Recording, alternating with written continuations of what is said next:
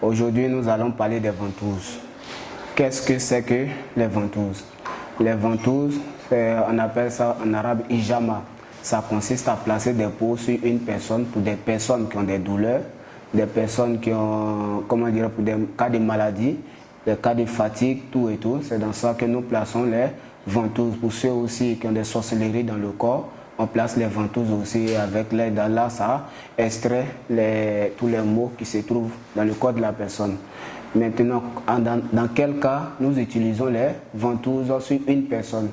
Je vais donner quelques cas pour des personnes qui ont des maux de tête récurrentes. Voilà, on place les ventouses au niveau du front et aussi au niveau de la nuque. Pour les cas de folie, nous plaçons des ventouses carrément, même on rase la personne et on place les ventouses carrément sur la tête. Pour les personnes qui sont beaucoup coléreuses, on place les ventouses au niveau du cœur. Pour ceux aussi qui ont des maris ou femmes de nuit, on place ça au niveau du pubis et aussi au niveau des reins. Voilà, pour ceux aussi qui se sentent beaucoup fatigués, qui ressentent beaucoup de fatigue, ils ont tout le temps du mal à se réveiller les matins, on place les ventouses au niveau de la nuque, au niveau aussi des épaules, au niveau de la colonne vertébrale, au niveau du dos et aussi au niveau de la hanche. Voilà, pour les cas de stérilité aussi, il y a des ventouses spécialement pour ça. Voilà, donc voici un peu quelques cas que nous utilisons, voilà, nous utilisons pour placer les ventouses. Voilà, comme le prophète sallallahu alayhi wa sallam dit que les ventouses, ça soigne plus de 40 maladies. Il n'a pas dit ça soigne 40 maladies, mais il dit ça soigne plus de 40 maladies. Donc en fonction des soucis que nous avons, on place les ventouses en fonction de ça. C'est bien, donc on va passer à la pratique tout à l'heure.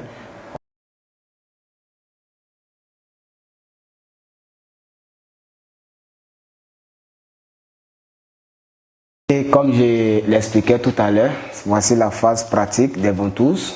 Voilà. Et qu'est-ce que les éléments dont nous avons besoin pour placer les ventouses? D'abord, avant de placer les ventouses, on installe tout le matériel dont on a besoin. Parce qu'il ne faudrait pas commencer à blesser le patient. C'est là qu'on va aller chercher les éléments. Donc, on a besoin de bouteilles. Voilà, pour ceux qui veulent utiliser les bouteilles pour placer les ventouses. Voici aussi les pots en caoutchouc avec la pompe. C'est présent ici. Voilà. Voici ça. Donc on peut utiliser ces ventouses aussi. Bon, moi particulièrement, je préfère les pots en verre. Donc voici une bougie que nous utilisons. Les pots en verre. La lame. Voilà, des nouvelles lames. Et aussi la boîte d'allumettes pour allumer la bougie. Et aussi les papiers de ventouse. Voilà. Et puis l'alcool à côté. Le coton. Et aussi une bouteille. Lorsqu'on finit de tracer un patient, on met la bouteille, comment dirais-je, et la lame utilisée dans la bouteille. Voilà, on va passer sans tarder à la pratique. Donc, allumer la bougie. Donc, comme je le disais, pour une personne qui se sent beaucoup fatiguée, voilà, comme ce patient sent beaucoup de fatigue, donc on va lui placer les ventouses. De la fatigue, il y a d'autres qui utilisent, coupe la lame en deux, mais moi je préfère couper ça en quatre. C'est un choix personnel et c'est plus facile à utiliser. Voilà. Et quand on finit, on place ça dedans pour ne pas que quelqu'un d'autre vienne l'utiliser aussi.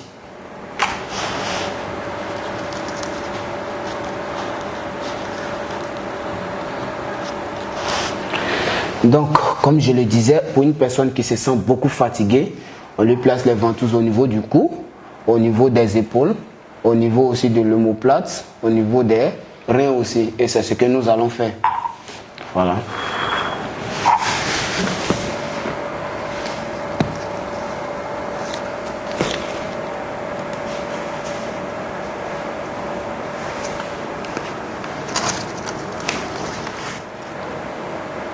Avec la lame, on ne trace pas fort, on fait juste des petites saignées. Voilà. Et on fait ça avec délicatesse. On n'a pas besoin d'utiliser la force.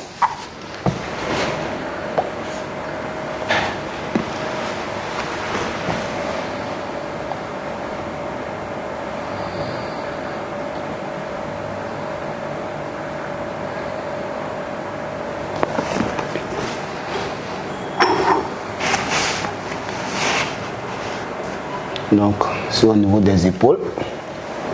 On place ça avec délicatesse.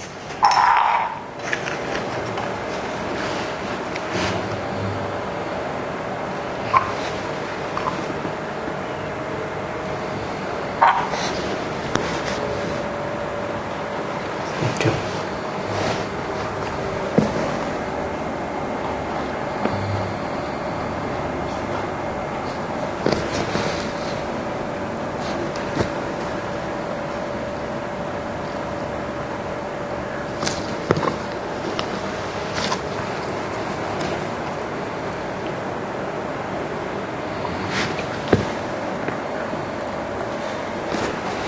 Vous voyez, on ne force pas, on fait doucement, doucement, pour ne pas que le patient sente.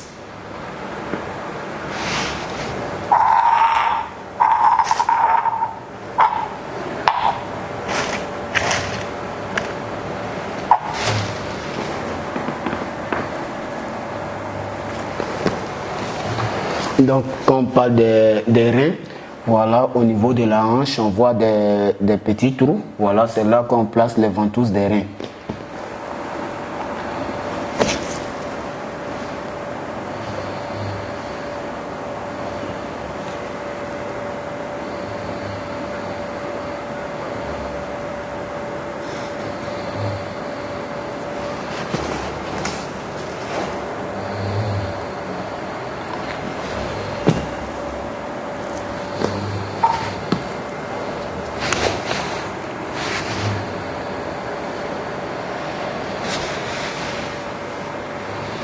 Ok.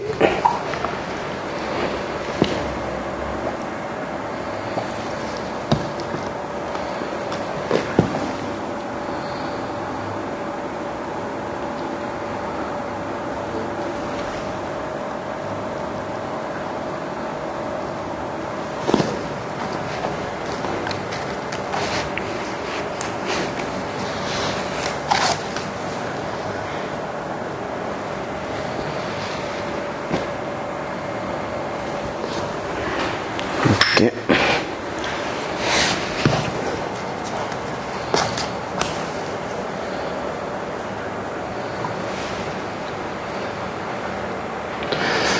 Donc voici un peu les ventouses. Voilà, vous voyez que c'est pas, comment dirais-je, c'est pas un enfer pour le patient. On place ça avec beaucoup de délicatesse. Ça, c'est pour la fatigue, des gens qui sont beaucoup fatigués. Voilà, pour ceux aussi qui sont beaucoup colériques, comme je le disais, on place au niveau du cœur. Les cas de stérilité, voilà, on place au niveau des ovaires, autour du nombril, tout et tout. Voilà, donc voici un peu comment placer les ventouses. Et lorsqu'on finit de placer les ventouses, pour ne pas que la lame puisse traîner et que d'autres personnes vont venir utiliser, on a notre bidon que nous utilisons pour mettre les lames déjà utilisées. Voilà, pour ne pas qu'on puisse se tromper. Et quand on finit, on couvre le patient et on fait la lecture. Retournez dans le arbre.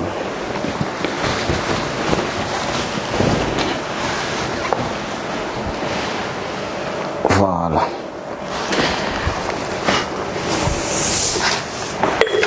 Voilà. Et on va commencer la lecture. Pour la lecture, dans la Ruqya, nous avons des versets spécifiques. Il y a, comment dirais-je, la Fatiha que nous utilisons. Il y a les 3 versets spécifiques à la sorcellerie. Il y a aussi les 3 couls. Il y a la sourate Djinn aussi qu'on peut utiliser. Et bien d'autres. Voilà.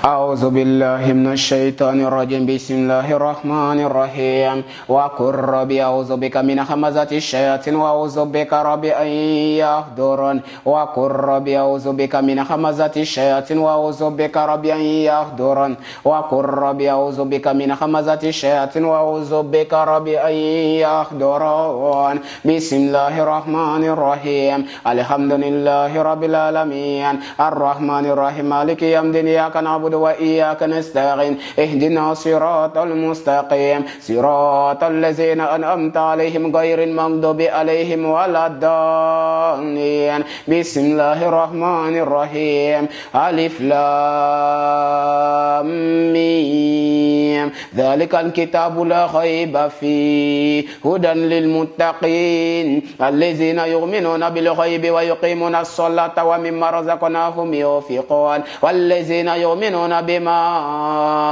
أنزل إليك وما أنزل من قبلك وبالآخرة هم يوقنون أولئك على هدى من ربهم وأولئك هم المفلحون واتبعهما تتلو الشياطين على ملك سليمان وما كفر سليمان ولكن الشياطين كفروا يعلمون الناس السحر واتبعهما تتلو الشياطين على ملك سليمان وما كفر سليمان ولكن الشياطين كفروا يعلمون الناس السحر الله لا إله إلا هو الحي القيوم لا تأخذه سنة ولا نوم له ما في السماوات وما في الأرض من ذا الذي يشفع عنده إلا بإذنه يعلم ما بين أيديهم وما خلفهم ولا يحيطون بشيء من علمه إلا بما شاء وسع كرسيه السماوات والأرض ولا يؤوده حفظهما وهو العلي العظيم قل اللهم مالك الملك تؤتي الملك من تشاء وتنزع الملك ممن تشاء وتغيظ من تشاء وتذل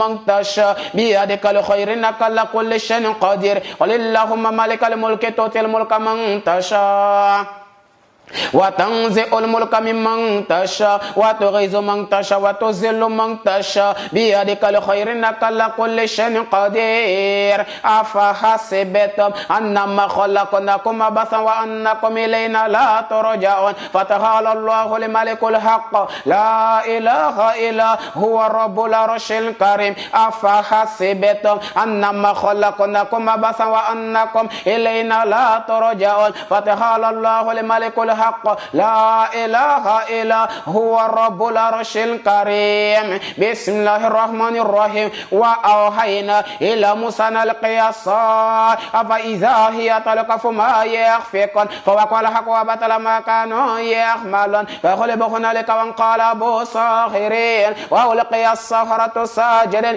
قالوا آمنا برب العالمين رب موسى وهارون فأوجس في نفسه خيفة موسى قلنا لا تخف إنك أنت الأعلى ولقي ما في يمينك تلقف ما صنعوا إنما صنعوا كيد ساحر ولا يفلح ساحر حيث أتى فألقي السحرة سجدا قالوا آمنا برب هارون وموسى بسم الله الرحمن الرحيم والصافات صفا فالزاجرات زجرا فالتاليات ذكرا إن إلهكم لواحد رب السماوات والأرض وما بينهما ورب المشارق إن زينا السماء الدنيا بزينة الكواكب وحفظا من كل شيطان مارد وحفظا من كل شيطان مارد لو أنزلنا هذا القرآن على جبل لرأيته خاشعا متصدعا من خشية الله وتلك الأمثال نضربها للناس لعلهم يتفكرون لو أنزلنا هذا القرآن على جبل لرأيته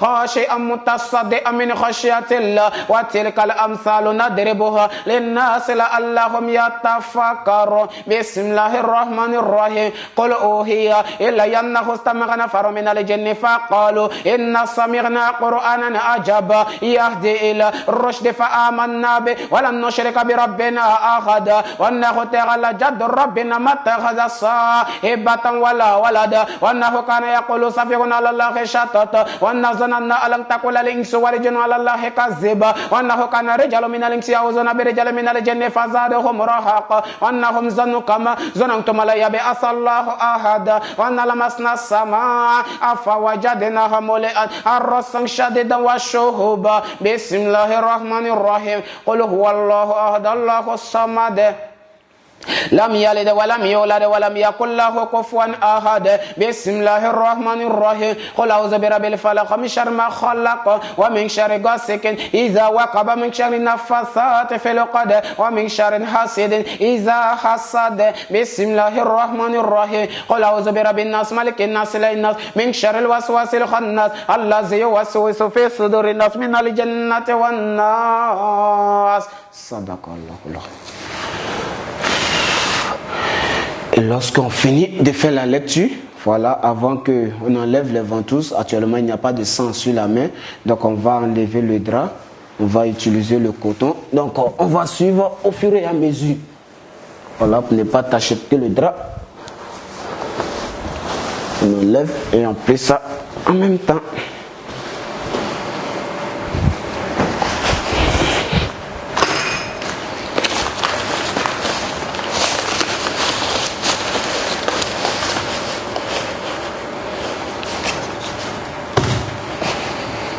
Donc on ne va pas prendre tout le coton entier, on va couper juste un peu et mettre l'alcool dessus.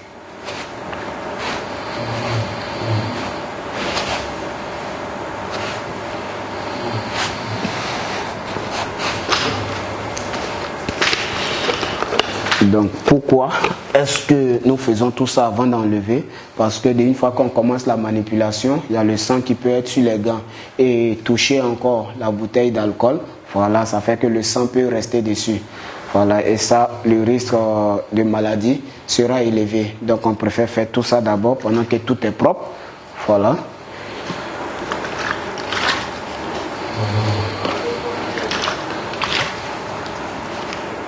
L'alcool, nous tous on sait que c'est pour la désinfection.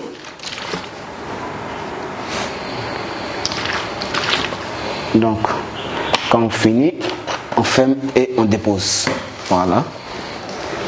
Maintenant, comment est-ce que nous enlevons les ventouses pour ne pas arracher et ça va faire mal aux patients? Il suffit de prendre la main, on colle seulement à la peau et facilement. Voilà.